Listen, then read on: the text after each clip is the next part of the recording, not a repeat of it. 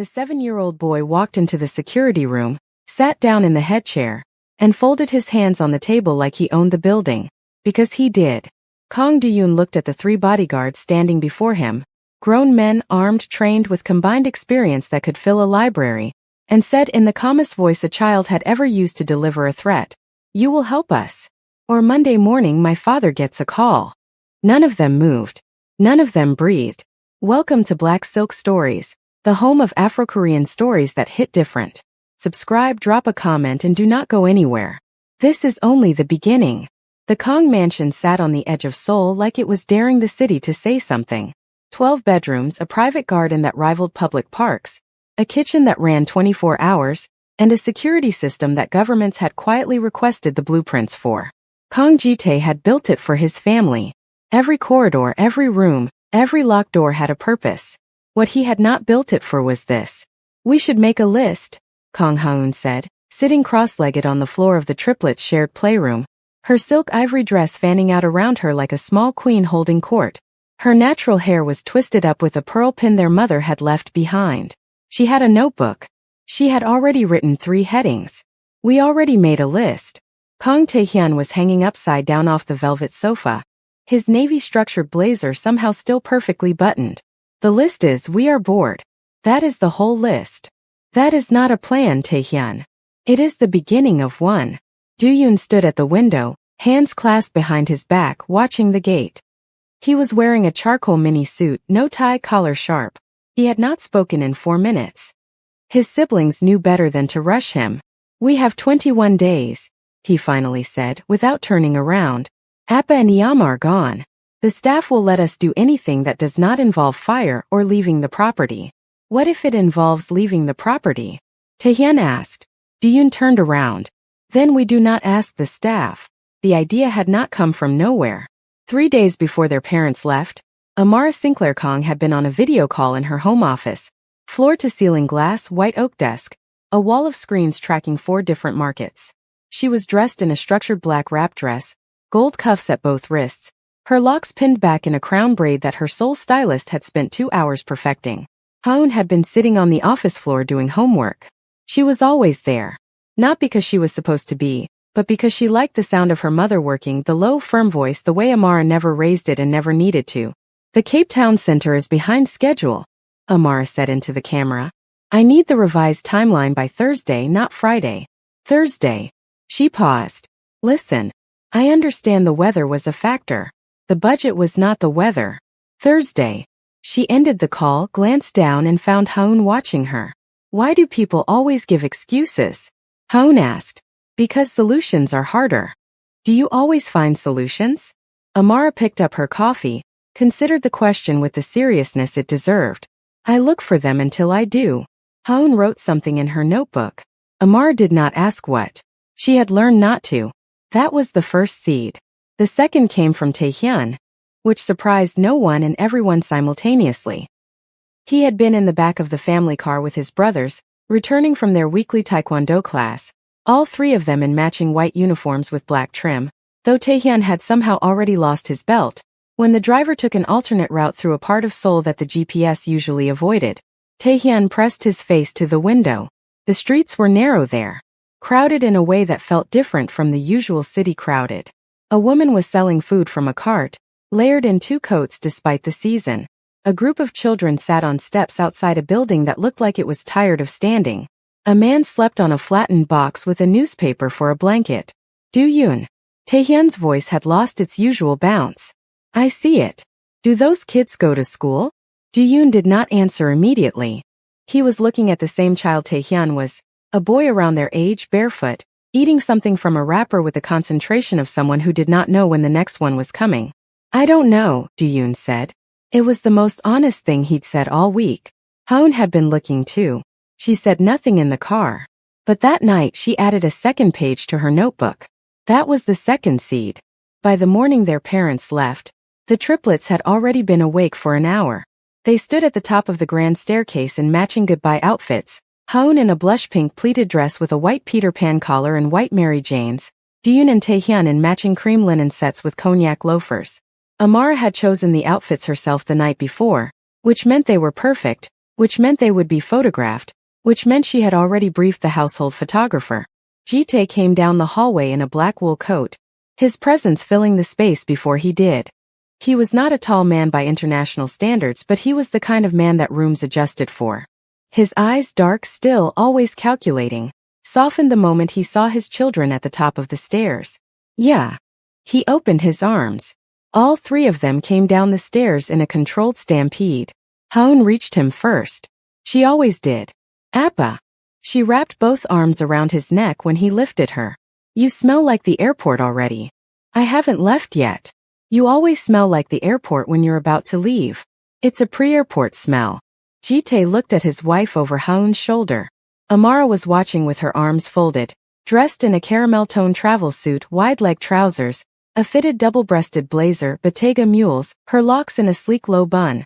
She looked like a magazine cover pretending to be a human being. She gets that from you, Ji-tae said. The observation skills, yes, Amara agreed. The dramatics are entirely yours. Taehyun was already going through Ji-tae's coat pockets. Did you put snacks in here? You said you'd put snacks.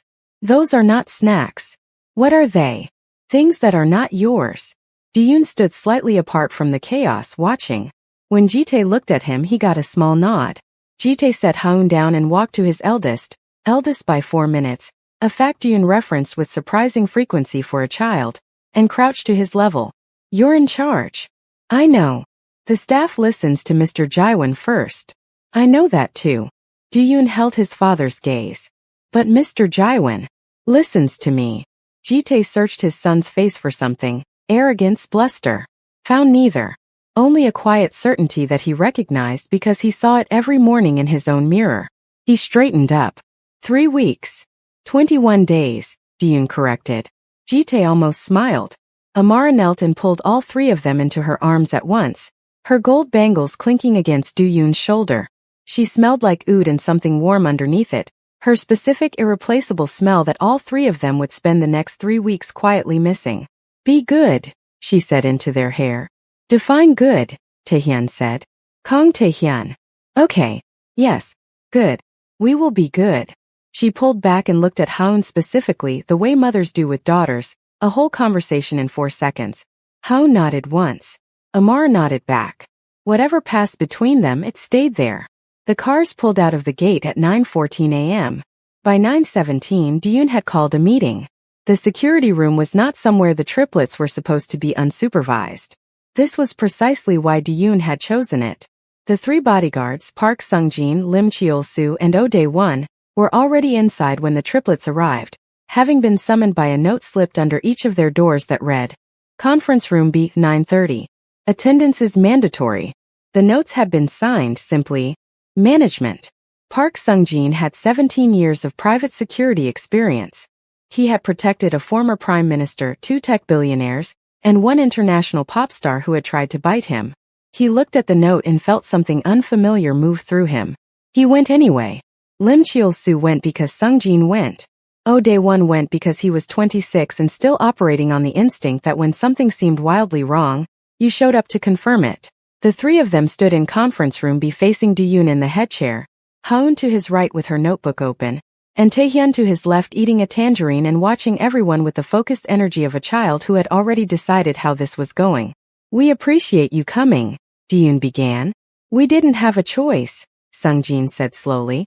Did we? You had a choice. You made the right one. Ji-yoon unfolded a sheet of paper. We are going to the slum district. We need a driver and security. You 3 are our preferred team. Silence. Cheol-soo cleared his throat. Young master, your father is in Tokyo. Ji-yoon did not look up from the paper. And will remain there for 21 days. During which time we have identified something that requires our attention. We saw kids like us, Taehyun said, tangerine segment in cheek. Except they didn't have anything. And we have everything. That's not fair and we want to fix it. More silence. A different kind. Oh Dae-won looked at the 7-year-old who had just said, That's not fair and we want to fix it, with the matter-of-fact tone of someone reading a weather report, and felt something rearrange slightly in his chest. Haun looked up from her notebook. Uncle Sung-jin. You have a little sister. Sung-jin stiffened. Young miss. She's in Busan. She's 12. You send her money every month. Haun's voice was not cruel. It was simply informed. If something had happened to your family when you were 7, would you have wanted someone to help? The room was very quiet. Sungjin looked at this child in her ivory silk dress with her pearl hairpin and her notebook, and understood with absolute clarity that he was not going to win this. We'd need a plan, he said finally. Ji-yoon slid 3 printed pages across the table. We have one. They went on a Tuesday. The triplets dressed practically by Kong standards, which still meant Haun in a dove gray pinafore dress over a white long-sleeve white sneakers, her hair in 2 puffs with gray ribbon ties. Ji-yoon and Taehyun wore matching dark olive cargo trousers with white-fitted turtlenecks and clean white sneakers. Simple, neat, unmistakably put together.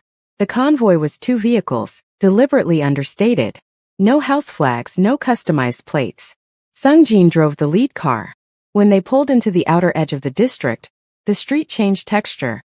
Narrower, louder, layered with 100 different kinds of living all stacked on top of each other.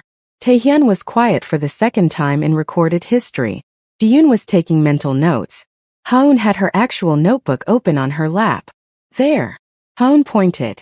A girl, maybe 8 years old, sitting alone on the edge of a drainage curb.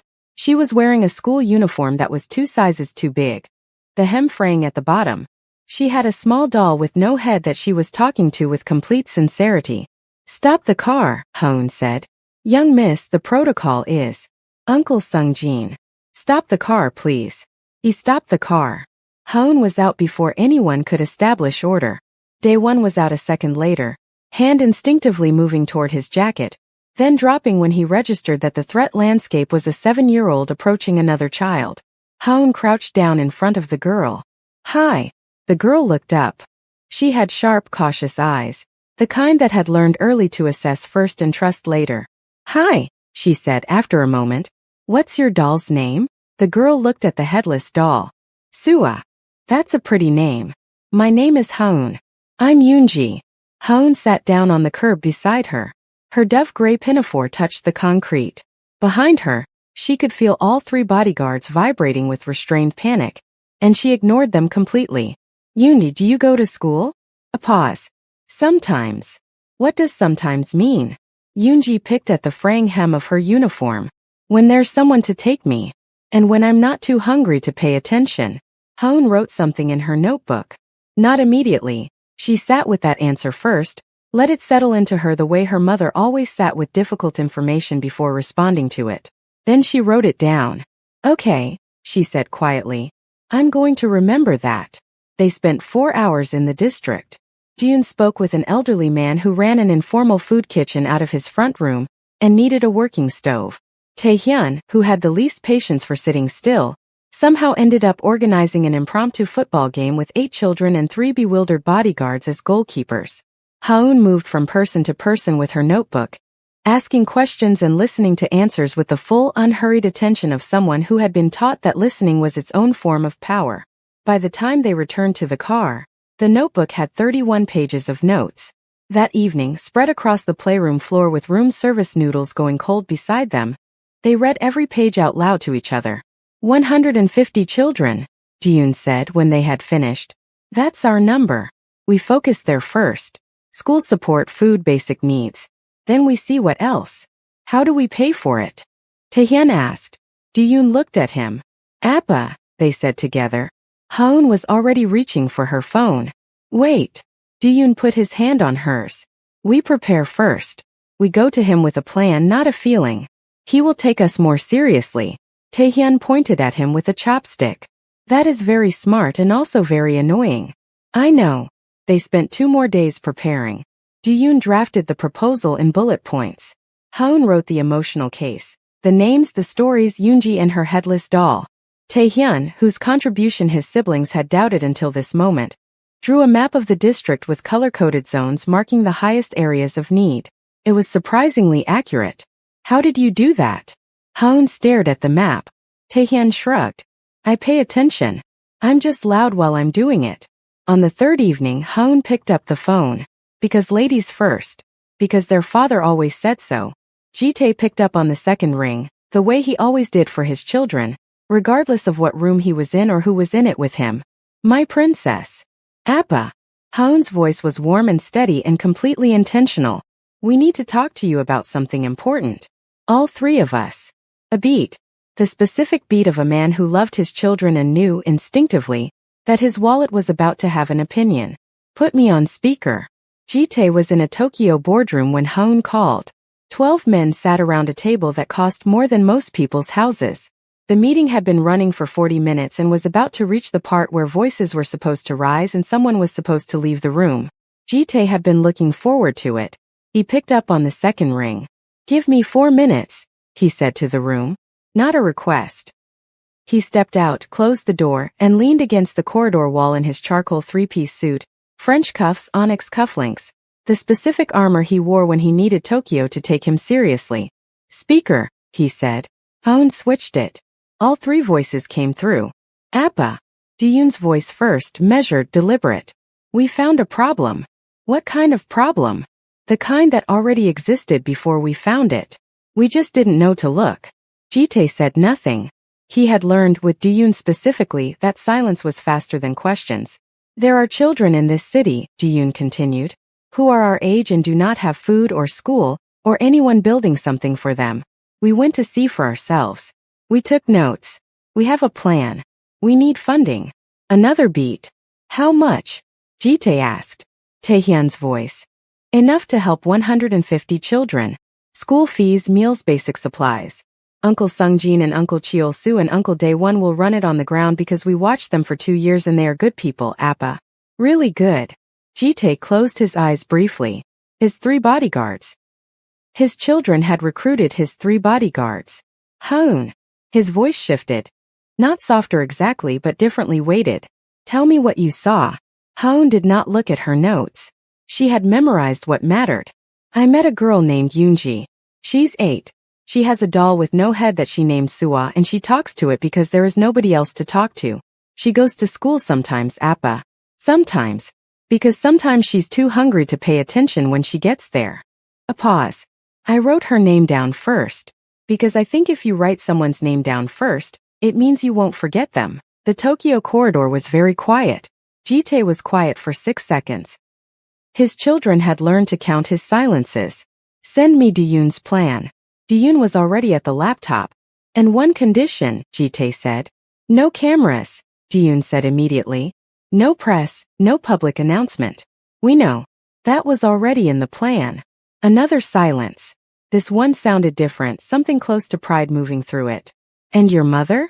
All 3 of them went slightly still. We start first, Taehyun said carefully. Then we tell her. Because if we tell her first, she will have conditions, Appa. So many conditions. And we do not have that kind of time. Jite made a sound that, in any other man, might have been a laugh. Your mother, he said, is going to have opinions about this conversation specifically. We know, Haun said pleasantly. But you love her, so you'll handle it. Jite stood in that Tokyo corridor in his expensive suit, wanted in 2 countries for reasons his children would never know, and felt something in his chest go completely, helplessly soft. The funds will clear by morning. The project moved in silence. That was the part that surprised the bodyguards most. Not the scale, not the logistics, but how quietly 3 7-year-olds could operate once they had decided to. No announcements. No rehearsals. Sungjin coordinated with a local community elder Duyun, had identified from Haun's notes.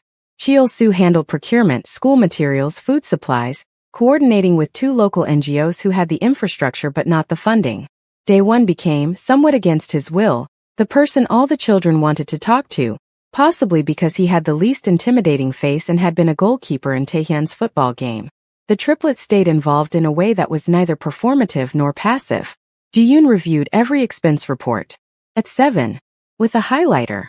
Haun returned to the district 3 more times and always went directly to Yoonji first. She brought books the 2nd time. A proper doll the 3rd time, one with a head. On the 4th visit, she sat beside her for an hour and helped her practice reading out loud, and neither of them mentioned the doll that had been replaced, because some things are understood without being said. Taehyun's contribution remained chaotic and irreplaceable. He had, within 2 weeks, learned the names of every child in their target group, organized daily after-school football in an open lot that Cheol-soo had quietly arranged access to, and somehow convinced a retired schoolteacher in the district to run weekend tutoring sessions by simply sitting beside her door every morning until she came outside and asked what he wanted. How did that work? Daewon asked afterward. People just want to know someone sees them, Taehyun said, peeling a tangerine. Same as everyone. Daewon looked at this boy.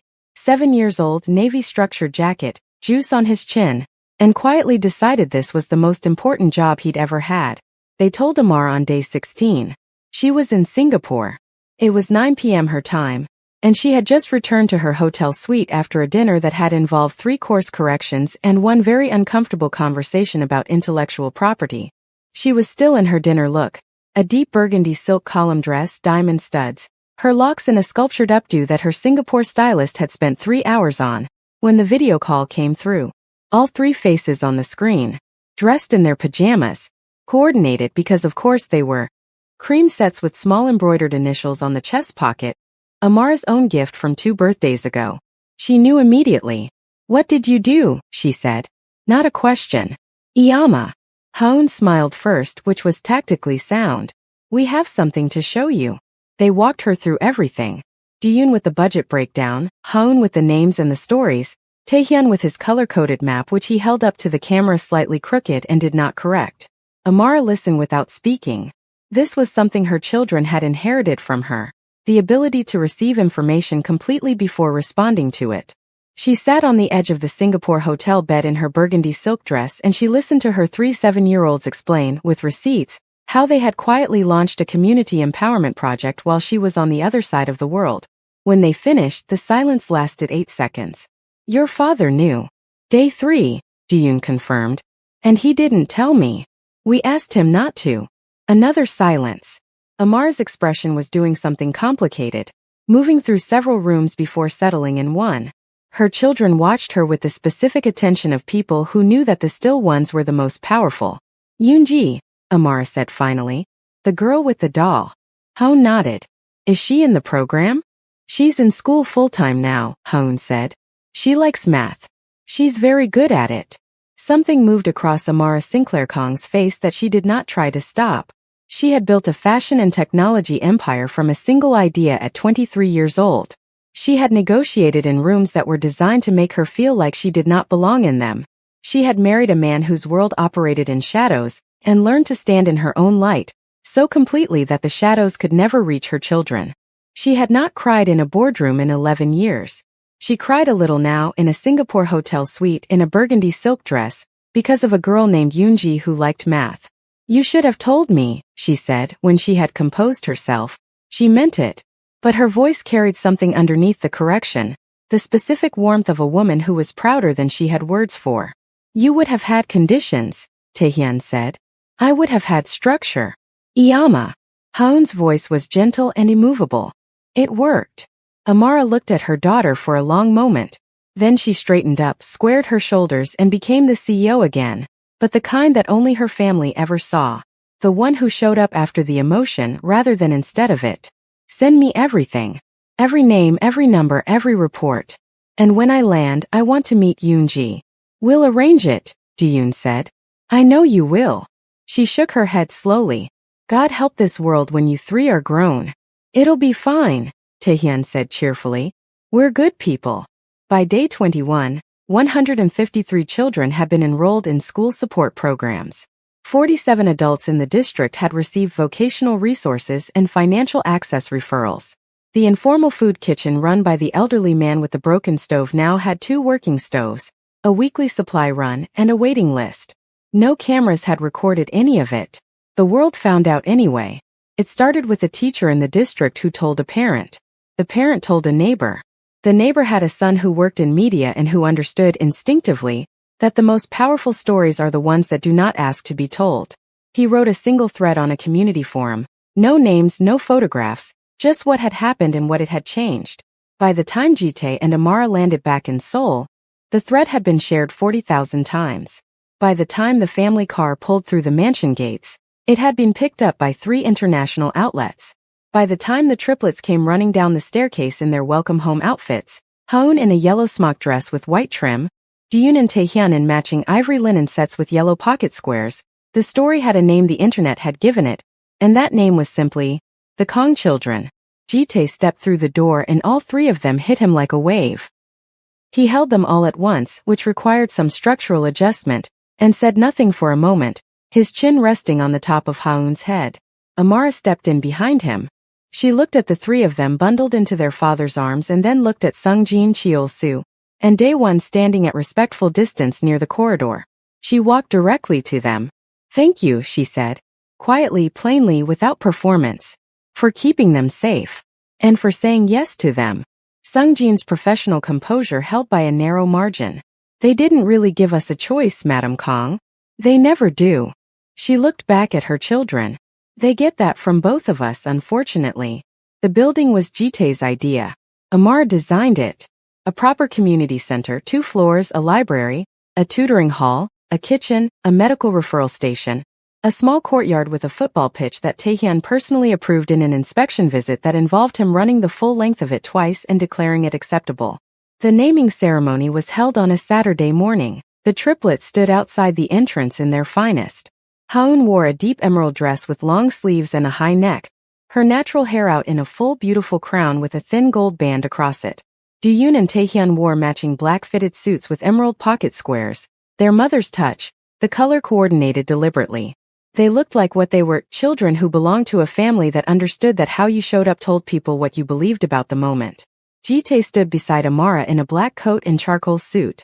Amara wore a long caramel wool coat over a fitted black dress, gold cuffs, locks down and loose, powerful and present in equal measure. Someone handed Haun the microphone. She took it without hesitation.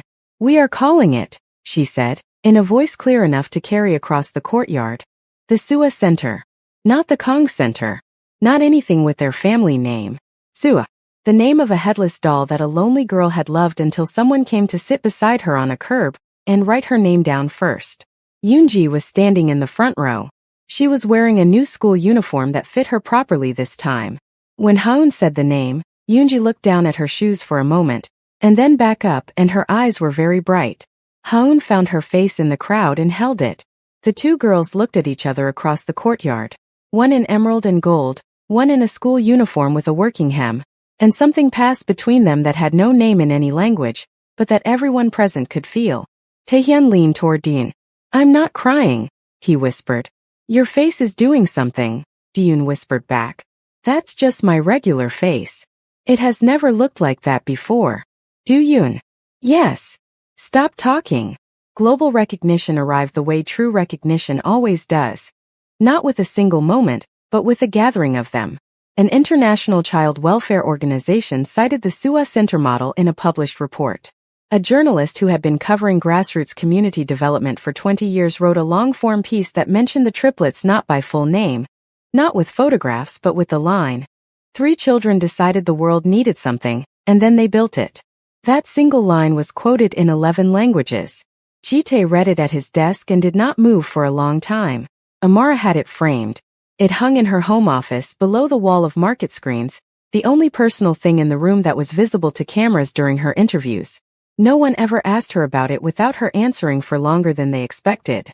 5 months after the Sua Center opened, on an ordinary Wednesday evening, Doyoon was at his desk doing homework when his phone lit up. An unknown number.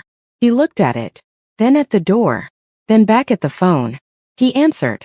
The voice on the other end was low, careful, and spoke in the specific cadence of someone choosing each word like they were crossing a river on stepping stones. "Kong Doyoon." "Yes. You don't know me." A pause. "But I know your father. And I know what your family has been building." Another pause, longer this time, weighted differently. "There are more districts, more cities, more children, and there are people who do not want that work to continue." Doyoon sat very still. "Who is this?" he asked. But the line was already dead.